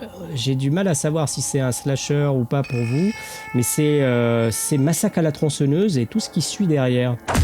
Cette histoire vraie est le plus horrible, le plus monstrueux crime qu'on ait jamais vu sur un écran. Parce que le Massacre à la tronçonneuse, si on regarde bien, donc il sort en 74, si on regarde bien, on a aussi des jeunes qui sont traqués. Alors là, c'est pas par un seul tueur, c'est toute une famille, mais c'est essentiellement un tueur. Il y a quand même pas mal de choses qu'on retrouve dans le slasher qui sont contenues dans Massacre à la tronçonneuse. Et parfois, le film et la suite de la saga est aussi contenu dans les listes des meilleurs slashers réalisés, quoi. Qu'est-ce que vous en pensez ? Moi, je trouve que ça compte, hein. Il y a une frontière un peu bizarre, un peu fine entre le survival et le slasher dans certains cas. Et typiquement Massacre à la tronçonneuse, justement, je me suis posé la même question que toi, pas plus tard qu'hier, et je me disais, je l'aurais mis où moi ? Mais je le mettrais malgré tout dans les survival que dans les slashers. Mais vraiment, c'est presque subjectif parce que tu l'as dit, il y a quasiment tous les codes dedans. Après, là, c'est pas un tueur isolé, il est avec sa famille, c'est des gamins qui essayent de survivre dans un environnement, voilà. Je pense qu'on navigue un peu entre les deux. Moi, je le classe plus dans le survival que dans le slasher, mais c'est très le premier, hein. Le deuxième, c'est différent. Oui, c'est différent déjà le deuxième. Hein, ouais. Et les autres aussi, mais le premier, je suis un peu entre les deux. Mais je bascule plus de l'autre côté, moi. Parce que juste le remake de Marcus Nispel qui arrivera plus tard, quelque part, il est presque plus à mettre du côté des slashers. Voilà. Il est c'est exactement plus slasher que survival, étrangement. Voilà. Alors que le premier, pas forcément. Personne ne survivra au meurtrier fou. Moi, personnellement, Massacre à la tronçonneuse, c'est pas du tout un slasher, quoi. Moi, je le sens pas du tout comme ça. C'est vraiment un film qui nous ramène à notre instinct de survie. Et donc, c'est pour ça que moi, il y a une frontière qui est très forte entre le survival et, le slasher. Même si, après, je suis d'accord que la frontière se brouille, parce que Massacre à la tronçonneuse, il y aura des suites dans des mains de gens qui vont exploiter ça, qui vont, à aucun moment, même quand c'est Toby Hooper qui nous fait le deuxième, vont essayer de tutoyer le sens profond du premier. Et là, effectivement, ça dérive dans des trucs potentiellement de carnaval et dans du slasher parce que c'est la recette qu'on plaque sur l'univers de Massacre à la tronçonneuse. Mais c'est pas forcément des films aussi dont on a envie de se souvenir, quoi. Leatherface 3. Oh, j'aime bien, moi. Massacre à la tronçonneuse. Ouais. Voilà, le 4 avec Matthew McConaughey et Renée Zellweger, ils veulent absolument que ce film soit oublié à jamais, et puis même les itérations nouvelles. Franchement, ça s'y a une personne, alors que le premier est un tel chef-d'œuvre même du cinéma américain au sens absolu. Donc pour moi, il rentre pas là-dedans, quoi. Les années 80, c'est le véritable âge d'or du sous-genre. Facile à monter pour un marché friand de sensations fortes, le slasher est l'un des produits phares des vidéoclubs de l'époque, rayon boucherie bien évidemment. Les tueurs dévalisent les quincailleries pour des meurtres toujours plus alambiqués. C'est la foire d'empoigne sur les jours du calendrier avec des films exploitant le jour de Noël, le 1er avril, la Saint-Valentin, la fête des pères, la fête des mères et j'en passe. Mais derrière les posters agressifs et les titres accrocheurs, difficile cependant de trier la bonne série B de la série Z opportuniste. Alors, chers membres de la team, quels sont pour vous les meilleurs slashers des années 80 ? Et surtout, on a envie de connaître vos pépites méconnues. Alors moi dans les pépites donc on n'a pas cité, déjà moi je mettrais My Bloody Valentine, meurtre à la Saint-Valentin. Dans cette petite ville, le jour de la Saint-Valentin, tous les cœurs saignent. Notamment dans sa version uncut, parce qu'en fait c'est un film qui, dans la version qu'on a connue, est un film qui est relativement aseptisé, parce que justement il arrive en 81 et la motion de censure a commencé à mettre un peu des limites, notamment sur Le Tueur du Vendredi et sur ce film-là par exemple. Mais moi j'aime bien le petit côté... Alors, Adrien va dire que c'est mon côté pépère qui va ressortir, mais j'aime bien ce petit côté... à petite intrigue, le whodunit qui se passe dans le milieu des mineurs, des mineurs de fond. Et voilà, il y a un charme qu'il y a dans ce film que j'adore vraiment. Et surtout quand j'ai redécouvert le film dans les années 2010, je crois, en version uncut, là vraiment, je suis tombé des nues parce qu'en fait le film est vraiment chargé, quoi, très brutal dans les meurtres et tout ça. Donc il ajoute la petite chose qu'on vient chercher dans le slasher, c'est-à-dire oui, ok, le fun, etc. Mais on veut des meurtres inventifs, marrants, ou alors complètement frappadingues, ce qu'on verra aussi dans d'autres films. Donc moi, déjà, je mets celui-là d'entrée de jeu parce que moi, vraiment, j'adore ce film, quoi. Je reconnais les petits défauts, mais j'adore ce film. Et là, le film était ressorti chez Sidonis, si je ne dis pas de bêtises, il n'y a pas très longtemps. Et la copie est sublime. Ils ont refait un étalonnage qui n'a rien à voir avec l'étalonnage de base, mais ils l'ont un peu dynamisé façon un peu année 2020, quoi, avec Resolve et compagnie. Et le film est hyper beau. Je l'avais jamais vu comme ça. En fait, il est plutôt laiteux normalement. Et là, il est très très beau, quoi. Voilà. J'ai vu la version sale, moi, putain, mais j'ai trouvé ça d'un chiant. Voilà, typiquement le genre de slasher que j'aime pas. Et comme il y en a d'autres, il y en a plein d'autres. C'est pire que Slumber. Hein. C'est encore un prétexte.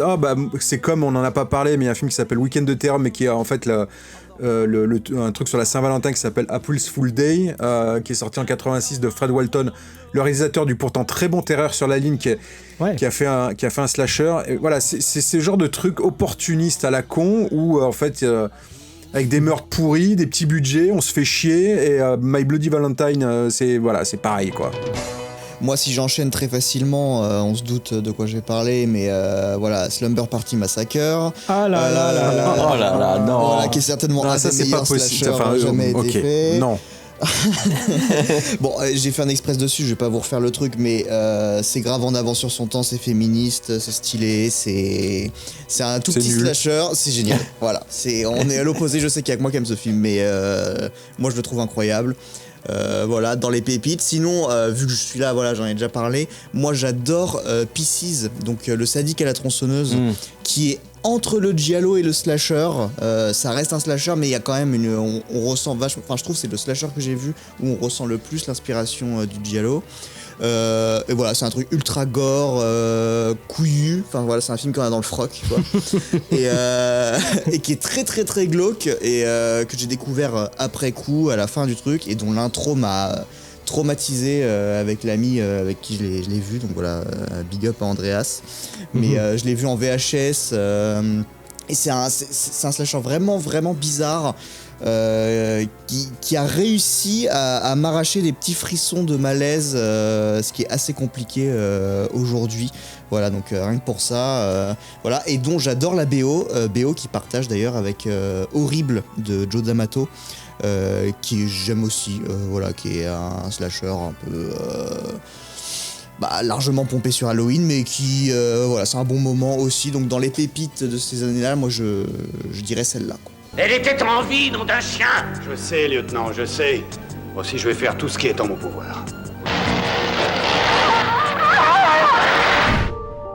Moi, vous commencez à comprendre que c'est pas un genre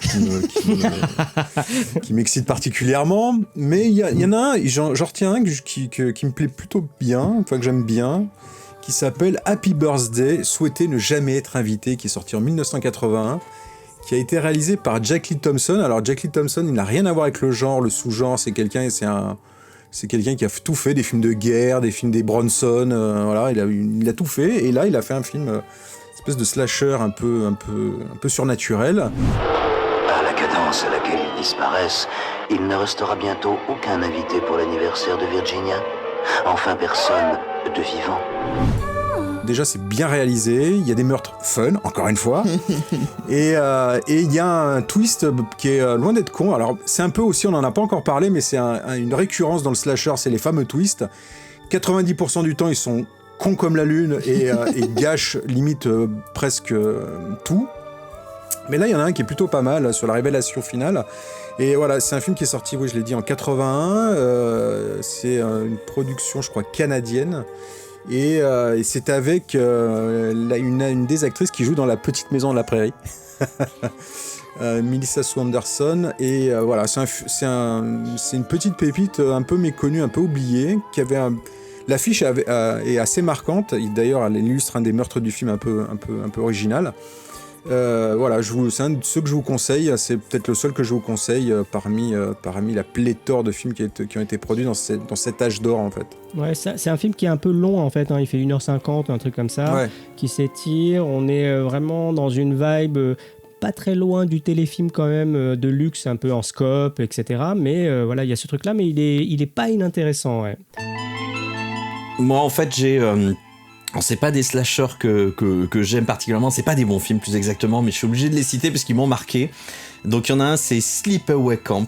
Je sais, c'est nul. Ah là là, c'est nul. C'est nul. Qu'est-ce que c'est nul. C'est nul. Hé, Angela. Dis, comment ça se fait que tu t'es jamais douché avec nous?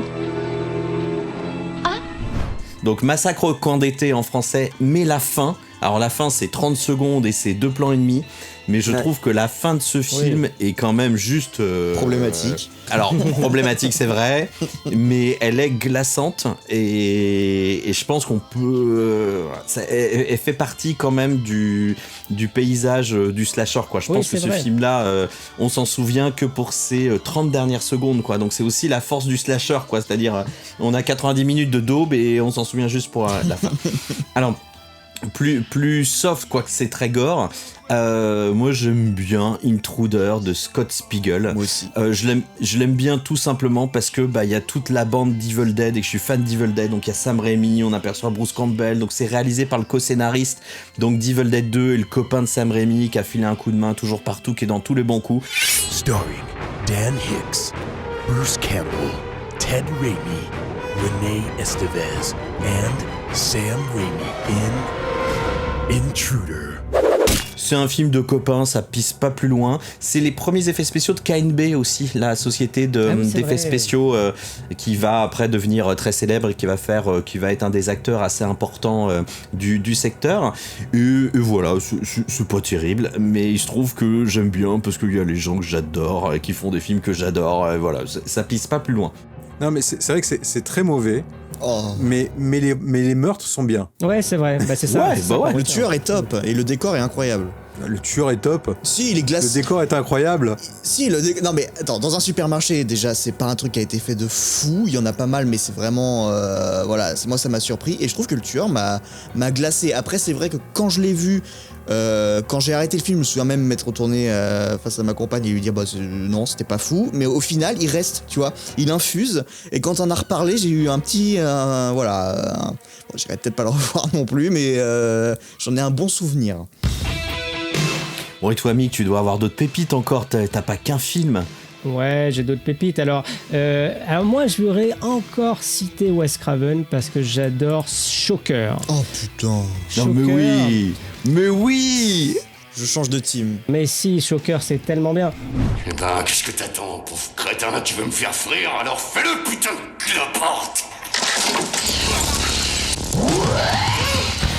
Shocker, en fait, c'est une tentative un peu presque désespérée de la part de Wes Craven, parce que en fait, il sent que le personnage de Freddy Krueger lui échappe un peu, et donc il veut relancer une autre saga qu'il pourrait maîtriser. Et donc il invente un tueur qui utilise le courant électrique pour à la fois tuer, se déplacer et aussi incarner des corps. C'est-à-dire que globalement, c'est un body swap, c'est un body swap movie, c'est-à-dire on peut changer de corps comme ça. Et voilà, et donc en reprenant tous les codes du slasher habituel, etc. Avec une codification un peu neuneux entre le héros et sa dulcinée, etc. qu'on retrouvera même dans les Terrifier. Il y a quelque chose un peu qui ressemble un peu à ça. Mais moi j'adore ce film. Alors j'ai découvert en salle avec Max et j'étais complètement archi fan de la BO. La BO est mortelle, c'est que des as du hard rock, du métal FM et du métal de l'époque. C'est marrant, c'est très drôle, c'est hyper bien joué. Enfin moi je trouve ça, et j'adore le visuel, etc. Je trouve que le film est vraiment mortel. Plein de gens le bâchent, notamment Adrien. Je vais te laisser après la parole. Non, j'ai rien à en dire. Mais je trouve, moi, le film vraiment génial. Bien sûr, c'est un cran nettement en dessous de Freddy, parce que le final, finalement, même s'il y a des techniques très novatrices pour l'époque à base de motion control, c'est-à-dire des caméras qui peuvent répéter à l'infini des mouvements pour pouvoir permettre des incrustations en mouvement de personnages dans des shows télévisés ou en semi-transparence. Malgré tout, c'est tellement nawak que c'est presque too much, et donc peut-être que c'est ça qui fait perdre de la crédibilité à l'ensemble. Je sais pas, moi j'adhère complètement, mais si j'essaye d'être critique vis-à-vis de ça. Mais l'ambiance du film est incroyable. Le mec meurt sur une chaise électrique, etc. Enfin, c'est mortel, quoi. Voilà. Voulez-vous prier avec moi, mon fils? Je suis pas votre fils. Allez prier avec vos petits enfants de cœur, sale pédéraste.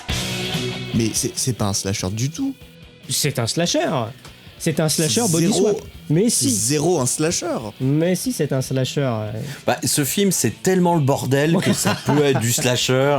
Ouais, mais c'est un peu ça, ouais. C'est un gros bordel. On en avait parlé encore une fois, décidément, dans un épisode de Vidéo Club. Moi, c'est un film que j'aime beaucoup, mais je suis d'accord avec toi, Eric. C'est le bordel, en fait. Il y a plein de trucs, en fait, dedans. Ça foisonne dans tous les sens, qui en fait à la fois sa qualité et son défaut, peut-être. Mais moi, je le vois le plus de côté qualité. C'est, encore une fois, ultra fun. C'est vrai que c'est hyper marrant. Le Mitch Pileggi, qui incarne ce tueur qui se balade dans les courants électriques, est absolument génial. C'est plein de punchlines. Enfin voilà, c'est un grand n'importe quoi, c'est plein de genres en un. Est-ce que c'est un slasher? Moi, je serais moins tranché de toi, peut-être, Mick, mais voilà. Après, ça n'enlèvera rien pour moi la qualité du film qui est, pour le coup, pareil, il est assez long. Je crois qu'il fait 1h50, mais ça passe tout seul, quoi. Ouais, non, moi, j'ai vraiment pas kiffé. T'as pas kiffé, pourquoi? Déjà, je l'ai découvert à un moment où j'ai enchaîné à mort là pendant un été, et je me suis fait Comme un chien enragé, qui est devenu un de mes films préférés, juste avant. Et juste après, je me suis fait Hitcher. Donc en gros, autant dire que Shocker, c'était une mauvaise pub DVD, tu vois. Ça boxe pas dans la même catégorie, c'est vrai. J'ai pas du tout kiffé. Je saurais pas te dire pourquoi. Je pense que c'est parce que j'ai voulu le regarder comme un film vraiment au sérieux, et je pense que je me serais bien marré avec vous avec des pizzas, mais sinon ça va pas plus loin, quoi. Et j'aurais dû le voir en VF aussi, certainement. Ah, la VF est incroyable. Voilà. Il y a des punchlines de ouf. Ouais. Voilà. Allez, petit, viens faire un tour dans ma Volkswagen.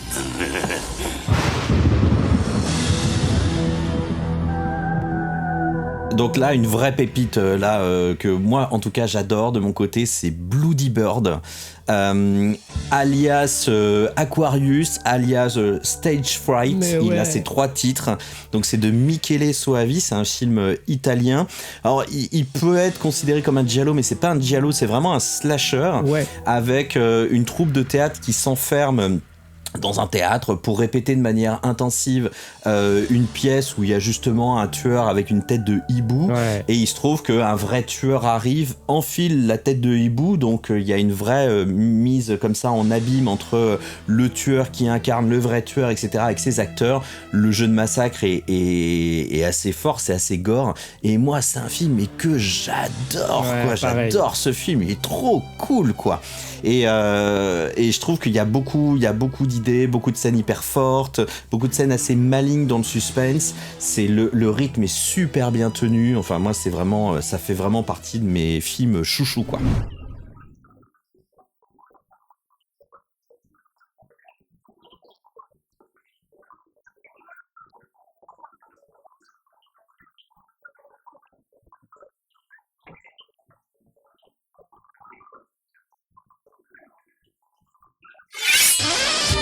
Il y a des chouettes idées de mise en scène, notamment avec une clé qui se retrouve au premier plan, tout ça. Et après, ça, pour être tout à fait honnête, ça joue pas toujours très très bien. On est sur les canons des films italiens des années 80, où des fois c'est un peu autre. Mais le film est dingue. L'ambiance qu'il y a dans ce film-là est incroyable. Et moi j'aime bien parce que justement il est à la frontière entre le giallo et le slasher, justement. On en avait parlé assez longuement dans un épisode, encore une fois, de Vidéo Club avec Thibaut à l'époque. Et voilà, c'est un très bon slasher. Mais je suis d'accord avec vous, c'est plus, enfin, il est entre les deux, mais je le vois plus comme un slasher aussi. Et il y a toujours ce plan, je repense toujours à ce plan où ils sont tous alignés. Et il y a le tueur qui est assis aussi. Ils sont tous alignés sur la scène de théâtre. Et il y a un travelling sur chacun d'eux avec avec le tueur à la tête de hibou, de chouette, enfin peu importe. Et rien que ce plan qui est vers la fin, qui est à la fin du film, qui est avec cette musique aussi qui est très très particulière. La musique est pourrie, mais elle ajoute un côté un peu spécial au film et qui lui donne finalement toute sa qualité, quoi. Ouais, un cachet, quoi. What happened one summer 5 years ago is about to happen again and again and again. Il y en a un dont on n'a pas parlé, c'est The Burning, aka Carnage en français, qui est sorti en 81, décidément. J'en parle parce que je l'ai revu il y a 2-3 jours. Et alors pour le coup, c'est vraiment un Vendredi 13-like, où il y a tous les codes de Vendredi 13. On est dans un camp de vacances, on est au bord d'un lac, et on a un tueur. Et c'est la première production Miramax Weinstein, donc de cet enfoiré de Weinstein. Il avait tout compris, il a tout repompé sur Vendredi 13. Pareil, Condé, Moniteur, bord d'un lac, machin. Mais là, c'est quand même beaucoup mieux réalisé. Ça aurait pu être un épisode de Vendredi 13. Vendredi 13, ouais, mais voilà, ça n'a aucun intérêt. Le seul intérêt, c'est une scène qui se passe sur un radeau. Et le seul intérêt aussi, c'est les effets spéciaux. Tu parlais tout à l'heure, Michael, de Tom Savini. C'est là lui aussi qui réalise les effets spéciaux, et c'est plutôt efficace. Donc graphiquement, c'est assez efficace. Fun, je dirais pas ça. Il y a cette fameuse scène du radeau où là, il y a un carnage qui se passe justement sur cette scène qui dure à peu près 2-3 minutes, et c'est le vrai intérêt du film. Dans le genre, hein, bien sûr. Ouais, bien sûr. Mais pour le reste, c'est vraiment un sous-Vendredi 13, comme on en a vu des caisses, et ça aurait pu être un énième épisode de Vendredi 13. Je trouve que t'es vache. Genre justement, moi je trouve que ça pourrait être un épisode de Vendredi 13, mais si ça l'était, ce serait le meilleur épisode de Vendredi 13. Ce film fume n'importe quel Vendredi 13. Vous êtes fous, quoi. Genre il est tellement, enfin moi je le trouve tellement mieux produit et tellement plus beau que, alors c'est pas au niveau de Freddy, de Scream ou quoi, hein, c'est pas un grand, loin de là, mais par contre oui, moi je trouve que c'est un Vendredi 13, mais un Vendredi 13 qu'on a dans le froc, quoi. Je sais plus quoi dire à part cette expression, mais voilà, c'est ça que je veux dire, quoi. Je trouve qu'il est beaucoup plus burné que n'importe quel Vendredi 13, en vrai, hein. Alors moi c'est marrant parce que The Burning, c'est un film que un temps j'ai confondu avec un autre slasher, et en fait je pensais voir The Burning, mais en fait c'est l'autre slasher, etc. J'étais un peu déçu. C'était quoi? L'autre slasher, c'est Rosemary's Killer. Ah bah j'allais y venir. Et voilà, et qui est je pensais voir The Burning en voyant l'autre. Ah ouais, c'est la sieste. Là c'est la ouf. sieste là, putain. Oh là là là là là là. Et c'est Joseph Zito, non, c'est lui. Ouais, c'est ça. C'est le gredin qui a fait ça. Et à part les effets spéciaux de Tom Savini qui sont, c'est vrai, hyper impressionnants, mais alors, oh là là là là, franchement, prévoyez du café, sérieusement, quoi.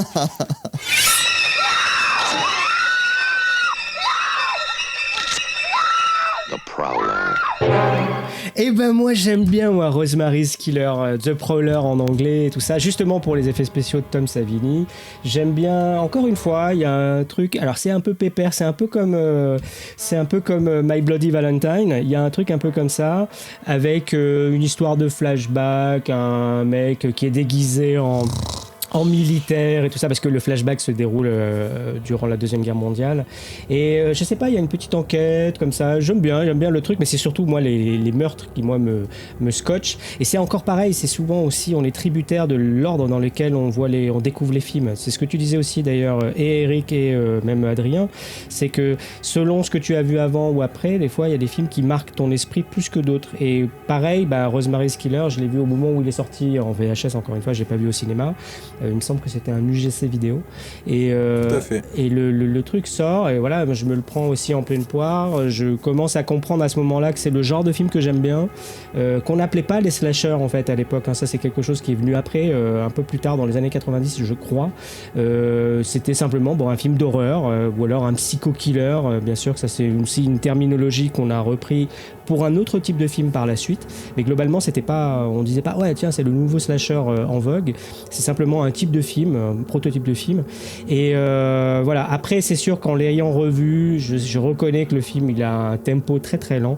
Mais j'aime tellement les meurtres. J'y reviendrai dans le deuxième épisode de notre talk là.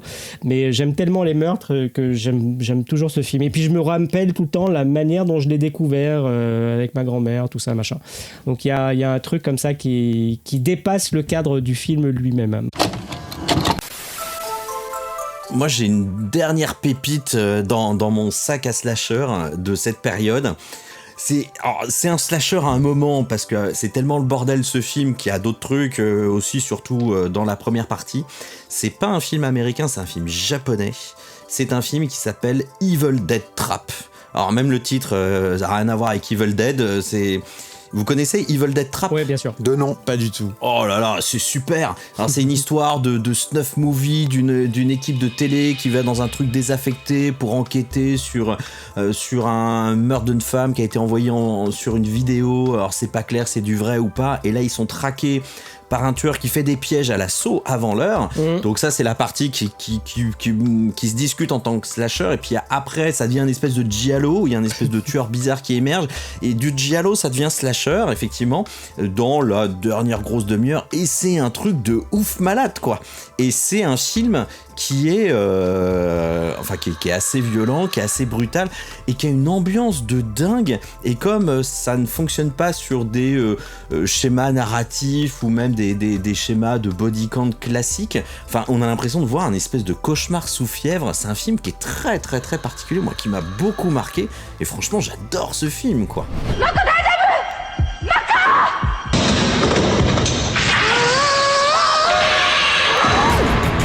Moi, je l'ai vu dans une mauvaise copie et je t'avoue que j'avais été un peu rebuté par le côté fourre-tout de l'ensemble, parce que tu sais, ça prend des directions vraiment pas toujours linéaires, quoi. Et aussi, je trouvais que le visuel, moi, m'a rebuté, quoi, en fait. Mais peut-être parce que je l'ai vu dans une copie, une mauvaise copie, j'ai pas franchi le pas, je l'ai pas acheté chez Le Chat qui fume, je crois que c'est eux qui l'ont ressorti, mais parce que j'ai gardé un mauvais a priori du film, et je vois ce qui te plaît dedans, hein, mais je suis resté un peu à la porte, voilà. Ouais, visuellement, il faut le voir dans une bonne copie, c'est sûr. Moi, je l'avais vu en DVD, mais dans les premiers DVD, c'était un peu pourri. Ouais. Et quand tu le vois dans une bonne copie, et puis aussi avec un bon son, parce que t'as une ritournelle à la giallo, comme ça, un petit peu goblin, qui revient assez souvent dans le film, le film est vraiment une expérience très étonnante, et puis, on va dire un peu exotique. Ouais, c'est une manière de voir un peu les codes du slasher avec une autre culture, une culture qui fait pas dans la dentelle, donc ça fait du bien aussi de voir qu'on peut pousser le bouchon encore plus loin. Et personnellement, attention, c'est pour un public averti, mais je conseille cette expérience parce que c'est vraiment une expérience. Oui, parce qu'il y a aussi, on a parlé des grands, donc Halloween, Freddy, etc. Mais il y a quand même une autre star du slasher dont on n'a pas parlé, c'est Chucky. Tenez-vous bien, Chucky revient. Même si la saga prend pas tous les codes du slasher, il est quand même considéré comme un slasher et comme un des plus cultes en plus, et que moi j'adore évidemment pour l'épisode 2 et même 3 dont je parlerai dans un prochain épisode. Mais ouais, on n'a pas parlé de Chucky. Vous, qu'est-ce que vous en pensez? Est-ce que c'est un truc qui est culte pour vous, ou est-ce que c'est arrivé un peu trop tard? Parce que moi j'ai toujours eu l'impression que c'était un truc vraiment ancré dans la culture du slasher, mais je suis pas sûr que pour vous ce soit un coup de cœur au même stade que des Freddy ou Halloween. Moi perso, j'ai jamais été trop fan des Chucky. J'ai vu le premier, plutôt hypé parce que ça fait partie de ma culture et de mon actu. Donc c'était là où j'allais voir des films et tout. Je l'avais pas vu en salle et je l'avais vu sur Canal+ dans sa diffusion. Il y a Brad Dourif que j'adore, mais je dois avouer que j'ai jamais été très très fan. J'ai trouvé ça un petit peu je sais pas si c'est mollasson, il faudrait que je le revoie, ça fait longtemps que j'ai pas revu, mais moi je sais que c'est pas une franchise de film qui me fait trop kiffer, et pour moi j'ai pas l'image du slasher, moi j'ai plutôt l'image du film de monstre sous forme de jouet. Enfin pour moi c'est un petit, l'intérêt est pas dans les meurtres, l'intérêt est vraiment dans la manifestation de la marionnette, quoi. Moi c'est plutôt comme ça que je le vois, mais moi personnellement je suis pas un grand fan de Chucky, quoi, perso. On aurait pu croire qu'on avait atteint les limites humaines. C'est là que tu cours, mon pote. Moi, quand je découvre le premier, je le découvre pareil en sortie VHS, en petite collection Warner là, avec des tout petits boîtiers. Et je suis hypé parce que c'est le réalisateur de Vampire, vous avez dit Vampire, et donc moi je suis absolument fan de ce film. Et je découvre le film que je trouve pas mal. Il y a une bonne idée, plutôt bien menée, c'est assez bien rythmé, il est assez court, il doit faire 1h25 ou un truc comme ça. Il est assez bien rythmé, mais j'ai quand même du mal à l'apparenter au slasher, moi. Je vois pourquoi tu en parles, hein, et pourquoi tu le mets dans cette liste, mais j'ai du mal à le mettre dans ce truc-là parce que moi je suis plus du côté Annabelle, ou voilà, c'est un peu dans ce. J'aime pas du tout Annabelle, mais le truc c'est que je préfère largement Child Play, mais je trouve que c'est un peu ce type de film-là, ou Puppet Master à la rigueur quelque part. Oh, c'est pas bon. Mais ouais, mais c'est la mouvance, tu vois, c'est ce truc-là. Il y a une histoire de vaudou à l'intérieur, tout ça. Après, je vois le 2 moi au cinéma, dans une petite salle au Rex à Grenoble, où on doit être 2 dans la salle, ou 3, que je trouve vraiment pas mal. Voilà, ça fait partie des petits trucs, moi, que je trouve, pardon Adrien, mais je le trouve un peu oubliable. Mais c'est vrai que là, il est plus dans la formule un peu plus slasher malgré tout. Et le 3, je trouve ça insupportable, moi, vraiment. J'ai hâte d'entendre ce que tu en diras dans tes express pour le redécouvrir. Et je trouve ça un peu naze. Et du coup, j'ai même pas regardé tout le reste. La fiancée de Chucky, tout ça, ça m'intéresse. Après, pas. Ça vaut pas le coup. Pour moi, ça s'arrête au 3. En fait, à partir du 3, il y a une. Enfin, même à partir du 2 en vrai, mais à partir du 3, il y a vraiment un switch dans le ton où là, on part vraiment dans le truc méta, parodie, etc. Et du coup, moi, ça n'a plus d'intérêt. Moi, j'aimais vraiment quand c'était sérieux. Tu sais ce que j'en fais du règlement? J'y pensais pas à Chucky parce que je le vois pas dans la catégorie des slashers. Je le vois plus comme tu le disais, dans la catégorie des poupées maléfiques. Moi, j'aime beaucoup le premier. J'aime bien le 2. J'aime beaucoup le premier. Voilà. C'est bien réalisé, c'est plutôt fun, ça va vite, c'est bien rythmé. Le 2, pareil, moi j'aime bien, c'est assez oubliable en effet, c'est pas à la hauteur du premier. Le 3, c'est un ton en dessous, mais je le dénigre pas, le 3. J'aime bien La fiancée de Chucky, je suis allé le voir en salle et j'ai été agréablement surpris. Alors bien sûr, c'est un virage total, mais le personnage de Jennifer Tilly dans La fiancée de Chucky, je trouve ça plutôt pas mal. Et puis après, beaucoup moins bien. Pourquoi pas? J'ai besoin d'un peu d'exercice. Non, mais t'es né avec ce couteau collé à la main ou quoi? De quoi est-ce que tu parles? Bon sang, Chucky, mets-toi à l'heure des années 90. Les poignards sont passés de mode avec Bundy et Dahmer. Tu ressembles à Martha Stewart avec cette chose. C'est la fin de la première partie de notre théma sur le slasher. Pour comprendre comment le sous-genre va rester populaire malgré le gros crash test que lui réservent les années 90, on se donne rendez-vous pour la partie 2. Moi c'est Eric et je vous fais plein de bisous. Salut Max. Salut. Salut Mick. Salut. Ok, on a perdu Mick. Bon, l'épisode 2 sera juste à 3. Hein. Adrien, tu restes en vie? Quel boomer ce Mick. Oui, ça va très bien se passer. Salut, à la prochaine. Bon, restez en vie jusqu'à l'épisode numéro 2 et à bientôt. Excellent. J'adore pourchasser les gens. Si je devais résumer ma vie aujourd'hui avec vous, je dirais que c'est d'abord des rencontres. C'est vrai que je ne vis que pour le cinéma. Pour être aimé, il faut être aimable. Vous voulez un chocolat? C'était pas ma guerre. Back and full force. Quelle est votre devise? Je m'appelle Bond. James Bond. Vous délirez totalement là. C'est ça qui permet de voyager à travers le temps. La vie a plus d'imagination que nous. J'espère que je ne vous apprends rien. Vous êtes un mélancolique. Mélancolique, mon cul.